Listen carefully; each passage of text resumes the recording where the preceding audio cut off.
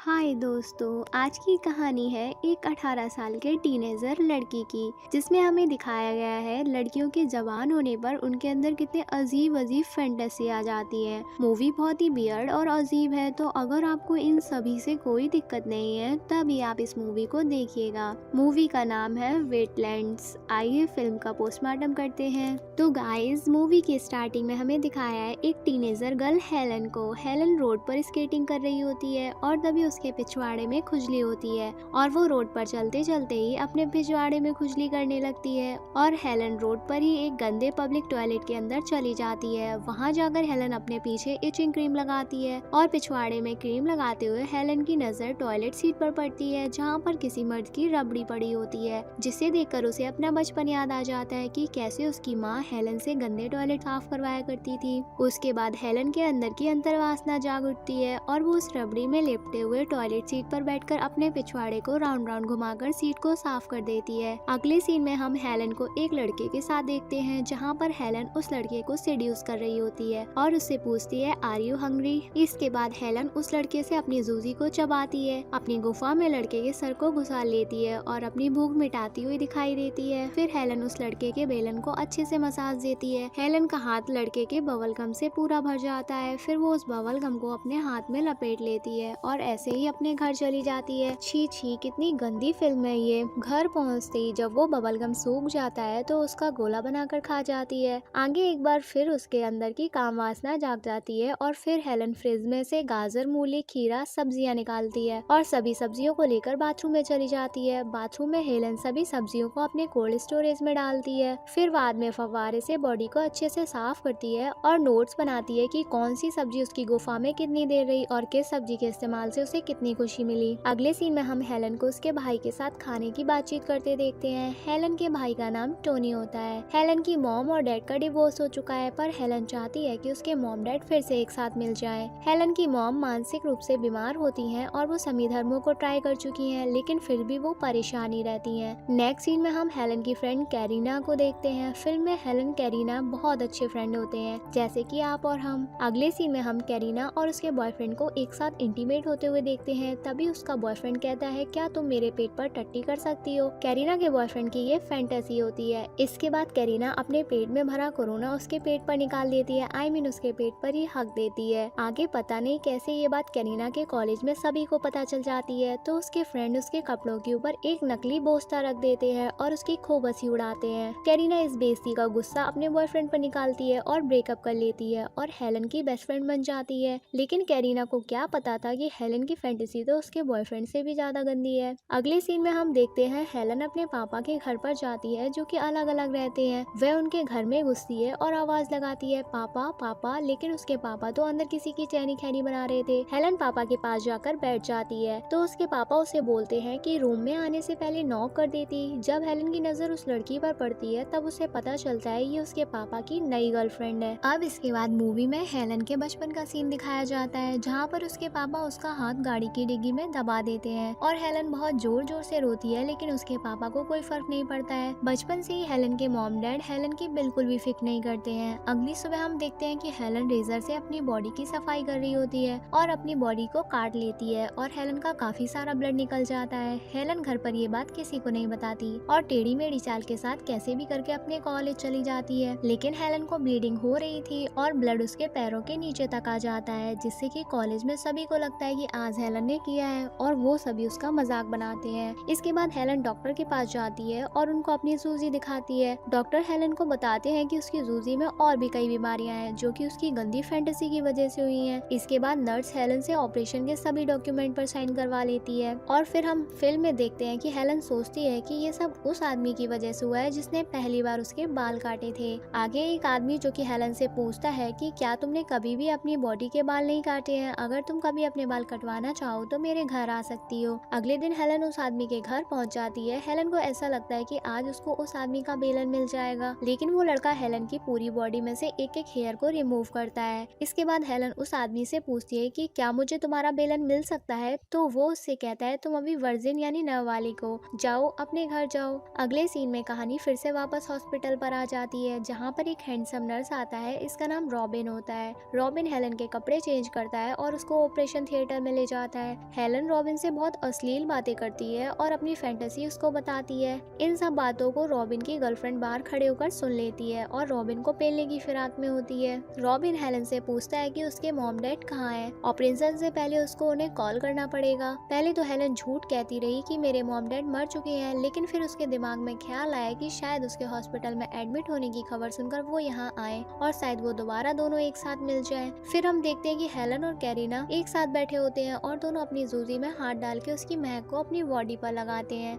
क्योंकि हेलन ने कैरिना को बताया होता है कि जूजी की महक को अपनी बॉडी पर लगाने से मर्द उसकी ओर आकर्षित होते हैं। तभी उनके घर पर एक लड़का आता है जिसके हाथ में ड्रग्स होते हैं। हेलन ने इस लड़के को बुलाया होता है। कैरिना उस लड़के के बगल में बैठती है और ये सोचती है कि महक तो लगा रही है, फिर ये अट्रैक्ट क्यों नहीं हो रहा है। इसके बाद हेलन उसको पैसे देती है और वो चला जाता है। हेलन और कैरिना दोनों ड्रग्स लेते हैं और फिर दोनों एक दूसरे के साथ इंटीमेट होते हैं। अब कहानी फिर से वही हॉस्पिटल पर आ जाती है जहाँ रॉबिन हेलन को बताता है कि ऑपरेशन सक्सेसफुल रहा। हेलन पूछती है उसके घर से कोई आया, लेकिन रॉबिन कहता है मैंने कॉल कर दिया था लेकिन अभी तक कोई नहीं आया। और रॉबिन हेलन को ले जाकर नॉर्मल वार्ड में शिफ्ट कर देता है। हेलन रॉबिन से कहती है उसके कपड़े कहाँ हैं, तो रॉबिन उसको उसके कपड़े दे देता है। तो हेलन की नजर उसकी नेकर पर पड़ती है जो कि बहुत गंदी होती है, जिसको देखकर उसको अपनी मॉम की याद आती है कि उसकी मॉम को साफ सफाई कितनी पसंद है। वो रॉबिन से कहती है कि वो एक बार फिर उसके मॉम डैड को कॉल करे और दोनों को एक ही टाइम पर एक साथ हॉस्पिटल आने को बोले। वहीं हेलन रॉबिन से रिक्वेस्ट करती है कि वो अपनी जूजी की एक फोटो क्लिक करके उसको दिखा दे। रॉबिन पहले तो कहता है ये अलाउ नहीं है, लेकिन हेलन के रिक्वेस्ट करने पर वो एक फोटो क्लिक करने लगता है। तभी वहाँ पर सभी डॉक्टर आ जाते हैं और वो रॉबिन पर चिल्लाते हैं। उसी वक्त वहाँ हेलन की मॉम आ जाती है। हेलन की मॉम उसके लिए पौधे का बीज लेकर आती है जिसे हेलन ने अपने घर पर लगाया होता है। हेलन की मॉम उससे मिलकर वापस घर चली जाती है।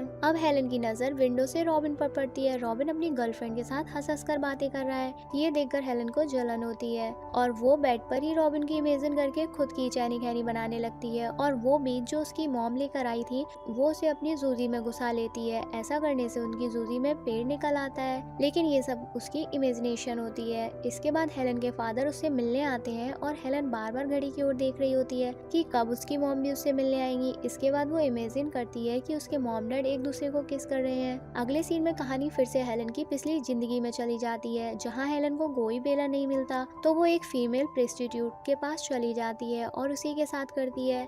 अब कहानी फिर से हॉस्पिटल पर वापस आ जाती है जहाँ पर रॉबिन हेलन के कमरे में आता है और दोनों एक दूसरे को किस करते हैं। तभी रूम में रॉबिन की गर्लफ्रेंड आ जाती है और वो दोनों अलग अलग हो जाते हैं। एक बार फिर हेलन को ट्रूगू नहीं कर पाती। फिर नाइट में हेलन हॉस्पिटल के अंदर स्केट बोर्ड पर घूम रही होती है तो वो देखती है हॉस्पिटल में रॉबिन की गर्लफ्रेंड की बर्थडे पार्टी चल रही है और रॉबिन और उसकी गर्लफ्रेंड एक दूसरे को किस कर रहे हैं। हेलन को ये देखकर बहुत बुरा फील होता है और वो हॉस्पिटल के फोन से पिज्जा ऑर्डर करती है। हेलन पिज्जा के रुपए रॉबिन से दिलवाती है और दोनों साथ में बैठकर पिज्जा खाते हैं। तभी वो रॉबिन से कहती है क्या तुम मेरी पिज्जा स्टोरी सुनोगे। फिर वो रॉबिन को स्टोरी सुनाती है जिसमें एक बार दो लड़कियां पिज्जा ऑर्डर करती हैं तो डिलीवरी देर में हो जाने की वजह से वो डिलीवरी बॉय की कंप्लेंट कर देती हैं, पर डिलीवरी बॉय गुस्सा होकर 4 अलग अलग आदमियों का स्पर्म उस पिज्जा पर गिरा देता है। जब वो लड़कियां उस पिज्जा को खाती हैं तो उन्हें अजीब लगता है तो वो पिज्जा को फूड केमिस्ट के पास ले जाती हैं। तब उन्हें ये पता चलता है कि उसमें 4 आदमियों का स्पर्म डला हुआ है। यह सुनकर रॉबिन के होश उड़ जाते हैं और वो सोचता है कि हेलन कितनी पागल लड़की है।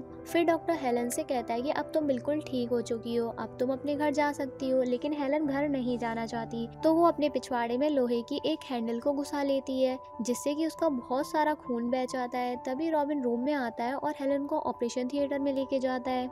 डॉक्टर एक बार फिर से हेलन का ऑपरेशन करते हैं और हेलन ठीक हो जाती है। फिर हेलन रॉबिन को पूरे हॉस्पिटल में तलाशती है और हेलन हॉस्पिटल के बाहर चली जाती है। बाहर उसको रॉबिन मिलता है और वो दोनों एक दूसरे के किस करते हैं। तभी वो देखती है उसके मॉम डैड फिर से एक साथ हो गए हैं। ये देखकर वो बहुत खुश होती है और रॉबिन से कहती है मुझे यहाँ से ले चलो। और दोस्तों मूवी यहीं पर एंड हो जाती है। आप कहाँ चले, आप लोग चैनल सब्सक्राइब करो चुपचाप से। I love you family. I hope आपको हमारे मूवी समझाने का तरीका पसंद आया होगा। हमारे चैनल को ऐसे ही प्यार देते रहें। Good bye.